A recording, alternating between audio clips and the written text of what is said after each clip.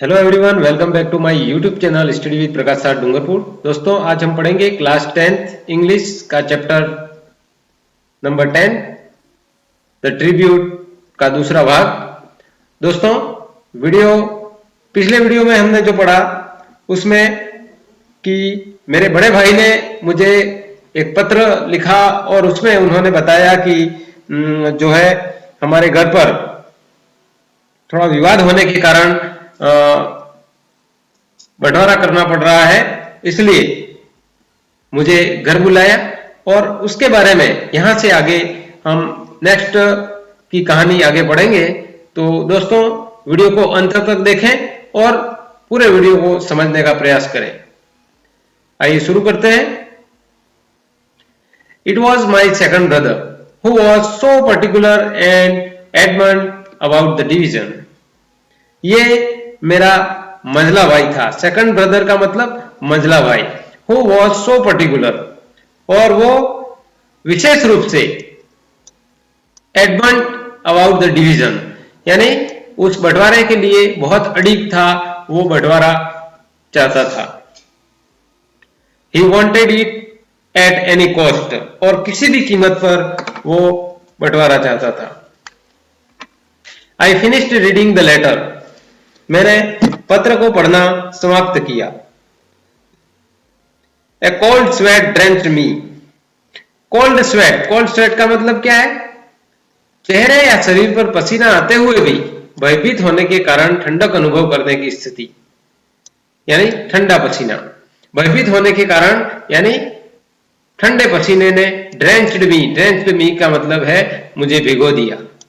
तो भय के कारण उस ठंडे पसीने से मैं भीग गया।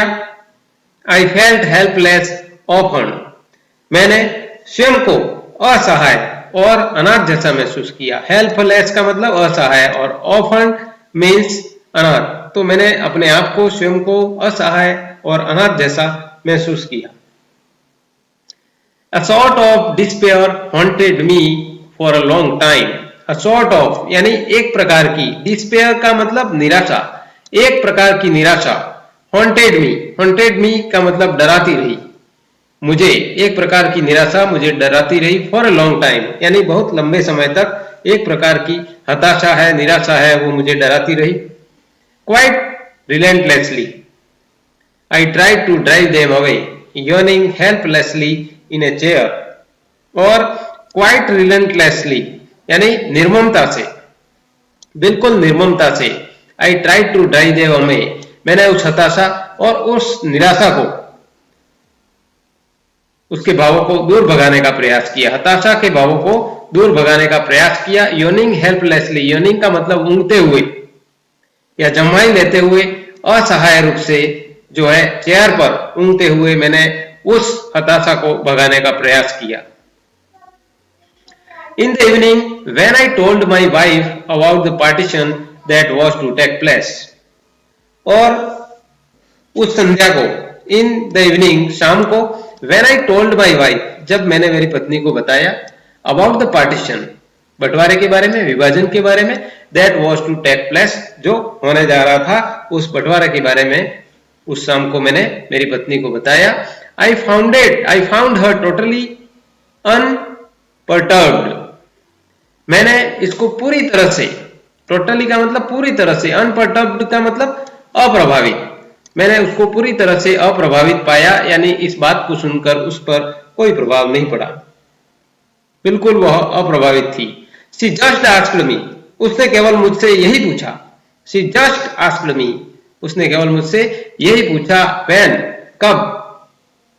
as if का मतलब क्या है? मानो। She was all prepared and waiting for this event to take place. as if जैसे कि, मानो कि she was all prepared, वो पूरी तरह से तैयार थी, and waiting और इंतजार कर रही थी, प्रतीक्षा में थी, for this event यानी इस घटना का, to take place की ये घटना कब हो, उसके लिए मानो कि वो पूरी तरह से तैयार बैठी हो, उसका इंतजार कर रही हो, मुझे ऐसा लगा। In a week's time, I said, और मैंने कहा एक सप्ताह में जो है बंटवारा होने जा रहा है, विभाजन होने जा रहा है। In bed that night my wife asked me all sorts of questions. और बिस्तर में that night उस रात्रि को my wife asked me बिस्तर में उस रात्रि को मेरी पत्नी ने पूछा all sort of question और इस प्रकार के यानी सभी प्रकार के प्रश्न मुझसे पूछे. What would be our share? हमारा हिस्सा कितना होगा? And how much would it fetch us on selling it? और इसे बेचने से हमें कितनी राशि मिलेगी? फेच का मतलब क्या है? मिलना. तो उसको बेचने से, सेलिंग यानी उसको बेचने से हमें कितनी राशि मिलेगी? I said nothing for a while. मैंने कुछ क्षण के लिए, थोड़ी देर के लिए कुछ नहीं कहा. Nothing. But in order to satisfy her, किंतु उसको संतुष्ट करने के लिए, satisfy her, उसको संतुष्ट करने के लिए, at last guessed that it should be around 20,000 rupees. और आखिरकार एट लास्ट आखिरकार अंत में गेस्ड यानी अंदाजा लगाया कि it should be around 20,000 rupees. वो लगभग 20,000 रुपए राशि होगी. अगर हम उसको बेच देंगे तो कितनी मिल सकती है? वो 20,000 रुपए लगभग मिल सकते हैं. She came closer to me. वो मेरे और समीप आई और पास में आई और कहा We don't need any land in the village. हमें गांव में कोई जमीन नहीं चाहिए. We don't need, हमें कोई आवश्यकता नहीं है. Any land in the village, गांव में कोई जमीन की आवश्यकता नहीं है, नहीं चाहिए. What shall we do with it? हम उसका क्या करेंगे? What shall we do with it? हम उसका क्या करेंगे? Let's sell it. चलो इसको बेच देते हैं, यानी हमें बेच देना चाहिए. And take the money, और पैसे ले लेने चाहिए. Remember, याद रखना, when you sell it, जब तुम उसको बेच दोगे, hand over to me, proper use me the entire 20,000, तो 20,000 रुपए मुझे सौंप देना. मैं इसका सही उपयोग करूंगी. प्रॉपर यूज, मैं उसका सही उपयोग करूंगी. एंटायर 20,000 यानी पूरे 20,000 रुपए का. I will make of it, मैं इसका सही उपयोग करूंगी. We need a fridge, you know यानी क्या तुम जानते हो? तुम जानते हो? We need a fridge, हमें एक फ्रिज की, रेफ्रिजरेटर की जरूरत है. Summer is approaching का मतलब समीप आ रही है. गर्मियां हैं, वो समीप आ रही हैं. You need not go to the office riding a bicycle, और आपको साइकिल पर दफ्तर जाने की जरूरत नहीं है. Need not, जरूरत नहीं है, आवश्यकता नहीं है. Go to the office, riding a bicycle, cycle चला करके आपको ऑफिस जाने की जरूरत नहीं है. You must have a scooter, तुम्हारे पास एक स्कूटर होना चाहिए. And the rest we will put in a bank, और जो शेष पैसा बचेगा उसे हम बैंक में रख देंगे. रेस्ट, शेष पैसा. There is no use keeping land in the village, और गांव में जमीन रखने का कोई फायदा नहीं है, कोई यूज, कोई उपयोग नहीं है, कोई फायदा नहीं है. We can't look after it, और हम उसकी देखभाल नहीं कर सकते. लुक आफ्टर का मतलब देखभाल, तो हम उसकी देखभाल नहीं कर सकते. And why should others draw benefit out of our lands, और दूसरे लोग हमारी जमीन से लाभ क्यों प्राप्त करें? Why should others draw benefit का मतलब क्या है? लाभ प्राप्त करना. आउट ऑफ आवर लैंड, हमारी जमीन से दूसरे लोग लाभ प्राप्त क्यों करें? I listened to all this like an innocent lamb looking into the darkness. मैं अंधेरे में जागते हुए, looking into the darkness, अंधेरे में जागते हुए एक मासूम मेमने की भांति यह सब सुनता रहा. I listened, मैं सुनता रहा. All this, ये सब बातें. An innocent lamb, एक जो है मासूम मेमने की भांति अंधेरे में जागते हुए मैं ये सारी बातें सुनता रहा. I felt as if the butcher was sharpening his knife, humming a tune and waiting to tear me into large chunks of meat. I felt, मैंने महसूस किया. As if, मुझे ऐसा लगा, मैंने ऐसा महसूस किया. The butcher का मतलब कसाई. Sharpening his knife, एक कसाई है, वो अपनी चाकू को तेज कर रहा था. Humming a tune, और humming का मतलब गुनगुनाना. ट्यून का मतलब गीत, एक गीत को गुनगुनाते हुए वो अपनी चाकू को तेज कर रहा था. वेटिंग टू टीयर मी, और मेरे टुकड़े टुकड़े करने के लिए into large chunks of meat. Chunks का मतलब टुकड़े और मीट का मतलब मांस। तो मेरे मांस के बड़े बड़े लार्ज टुकड़े, लार्ज चंक्स, बड़े बड़े टुकड़े करने के लिए, मुझे फाड़ करके बड़े बड़े टुकड़े करने के लिए वो प्रतीक्षा में अपना चाकू है वो तेज करता हुआ गुनगुना रहा है। And consoling me saying that there is a better life after death, और मुझे सांत्वना दे रहा है उसके साथ साथ, और सेइंग मी दैट, और ये कहते हुए मुझे सांत्वना दे रहा है कि there is a better life after death, और मृत्यु के बाद का जीवन और भी अच्छा होता है। ऐसी मुझे सांत्वना देते हुए वो मुझे काट करके टुकड़े टुकड़े करने को गुनगुनाता हुआ, गीत गुनगुनाता हुआ अपनी चाकू को तेज कर रहा हो, मैंने ऐसा महसूस किया उसकी बातों को सुनकर। दोस्तों, वीडियो को आपने अभी तक लाइक नहीं किया हो तो आप ये वीडियो देख रहे हैं, उसके नीचे इस प्रकार का आइकन है, वहां पर क्लिक करके वीडियो को लाइक जरूर करें, और लाइक करेंगे तो मेरा उत्साह उतना ही बढ़ेगा और मैं आपके लिए और भी बेहतर वीडियो लेकर के आता रहूंगा। Gone are those days, वे दिन बीत गए। Gone चले गए, वे दिन बीत गए।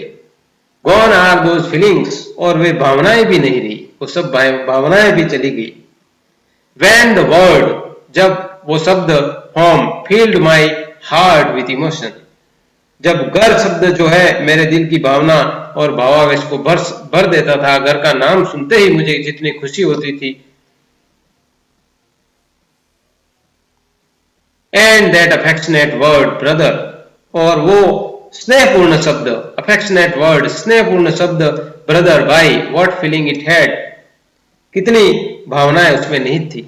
व्हाट फीलिंग, फीलिंग का मतलब भावना, इट हैड जो उसमें थी, भाई शब्द से कितनी यानी भावनाएं उसमें थी। How it used to make my heart pound with love, कैसे कैसे यह शब्द मेरे दिल के स्नेह से धड़का दिया करता था। Used to make my heart,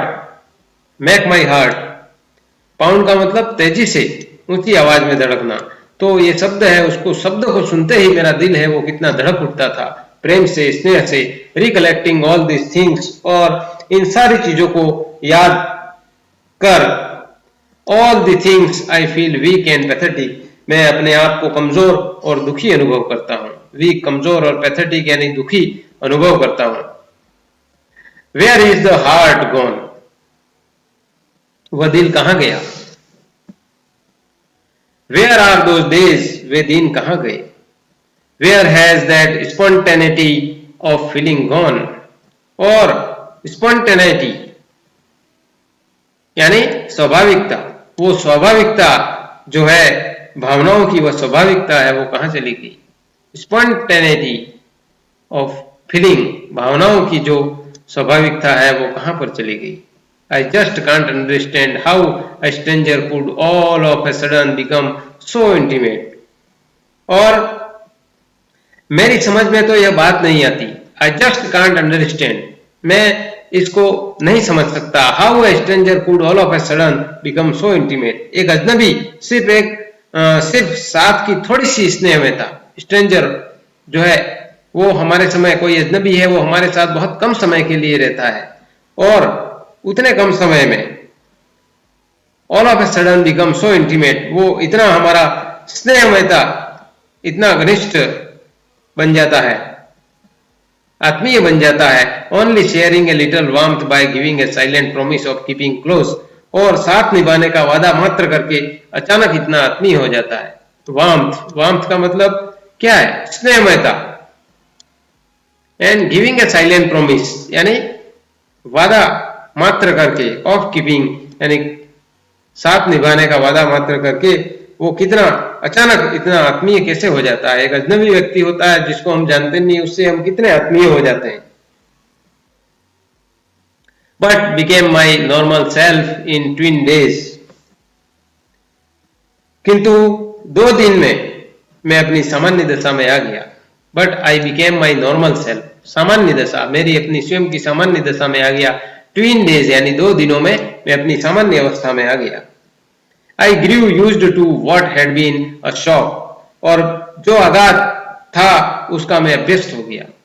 grieve used to का मतलब अभ्यस्त हो गया, मैं उसका आदी हो गया। व्हाट हैड बीन शॉक, जो आघात मुझे लगा उसका मैं आदी हो गया। लेटर ऑन और बाद में, इन द मार्केट प्लेस और बाजार में, keeping pace with my wife, अपनी पत्नी के संग कदम मिलाते हुए। पेस का मतलब क्या है? गति, उसके साथ कदम मिलाते हुए, चलते हुए।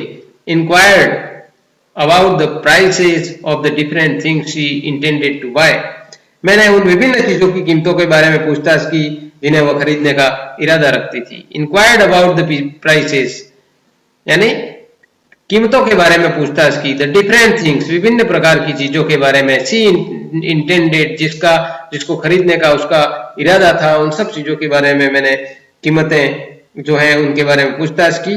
Buying A fridge was almost certain, और फ्रिज खरीदना लगभग पक्का हो गया। सर्टन निश्चित हो गया, पक्का हो गया। ए सेकंड हैंड स्कूटर, और एक पुराना scooter. A stereo set and some gold ornaments, और सोने के कुछ आभूषण। I prepared a list of the prices, और मैंने कीमतों की एक सूची तैयार की। She kept reminding me about her intentions and was showing lot of impatience, और उसने यानी मेरी पत्नी ने मुझे अपने इरादों को याद दिलाना जारी रखा। केप्ट रिमाइंडिंग मी, याद दिलाना जारी रखा। अबाउट हर इंटेंशन, उसके जो इरादे थे उनके बारे में याद दिलाना जारी रखा। वो मुझे बार बार याद दिलाती रहती थी। Was showing lot of impatience, और वह बहुत अधीरता दिखा रही थी कि उसको कब पैसे मिल जाएं और कब वो ये चीजें खरीद ले। दोस्तों, वीडियो कैसा है उसके बारे में कमेंट जरूर करें, और वीडियो अच्छा लगा हो तो अपने दोस्तों को शेयर करें ताकि वो भी इस पूरी कहानी को समझ सकें और इस टॉपिक में जो है अपनी पढ़ाई में उनको भी मदद मिल सके। दोस्तों, आप मेरे चैनल पर नए हैं तो चैनल को सब्सक्राइब करके बेल आइकन के साथ ऑल नोटिफिकेशन को ऑन कर लें ताकि मेरे इस प्रकार के हर तरह के वीडियो आप लोगों को मिलते रहें, आप किसी वीडियो से वंचित नहीं रहें। Thanks for watching chapter 10 the tribute, keep learning, study with Prakash Dungarpur. दोस्तों, यहां तक हमने जो कहानी में पढ़ा है कि अब जो यहाँ पर बाबूली है, उसकी पत्नी है, वो उस बंटवारे से जो भी पैसा मिलने वाला है और उससे वो क्या क्या खरीदने के अपने मन में इरादा बना रही है, और बार बार अपने पति को याद दिला रही है कि आप पैसे मिलते ही मुझे दे देना ताकि मैं ये सारी चीजें मुझे ये खरीदनी है। इस तरीके से अब वो यहाँ पर आगे जब वो उसके घर पर जाता है और जो बंटवारा होने वाला है उसके बारे में आगे की घटना क्या होने वाली है उसकी जानकारी करने के लिए मेरे साथ बने रहिए, और अगले वीडियो में उसके बारे में और भी अधिक अपन इस कहानी को आगे बढ़ाएंगे। मिलते हैं अगले वीडियो में, तब तक के लिए धन्यवाद। जय हिंद, जय भारत।